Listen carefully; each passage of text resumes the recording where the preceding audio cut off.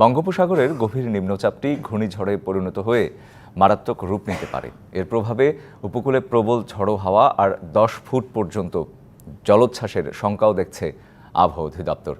এই ঘূর্ণিঝড়কে হালকাভাবে নেয়ার সুযোগ নেই জানিয়ে আবহাওয়া অধিদপ্তর বলছে, রাতের মধ্যেই প্রবল ঘূর্ণিঝড়ের রূপ নিতে পারে নিম্নচাপটি। আসতে পারে 10 নম্বর মহাবিপদ সংকেত।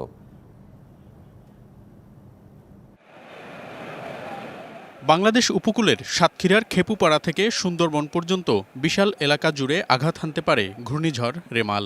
এর সম্ভাব্য গতিপথ বিশ্লেষণ করে এমনটি বলছেন আবহাওয়াবিদরা।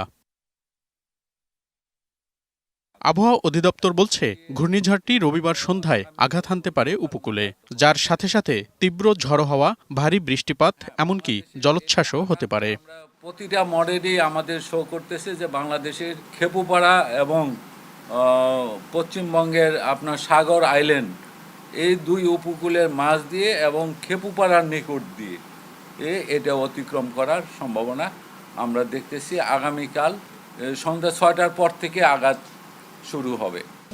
নগদে 500 টাকা বা তার বেশি পেমেন্টে পেতে পারেন ঢাকায় জমিসহ 20 কোটি টাকার পুরস্কার।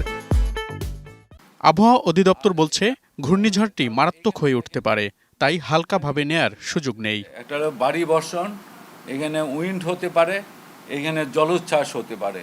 সুতরাং এই ক্ষেত্রে আমাদের কোনো সুযোগ নেই অবহেলা করার। আমাদের অতি গুরুত্বের সাথে এই জিনিসটাকে, এই ঘূর্ণিঝড়টাকে কনসিডারেশনে নিতে হবে।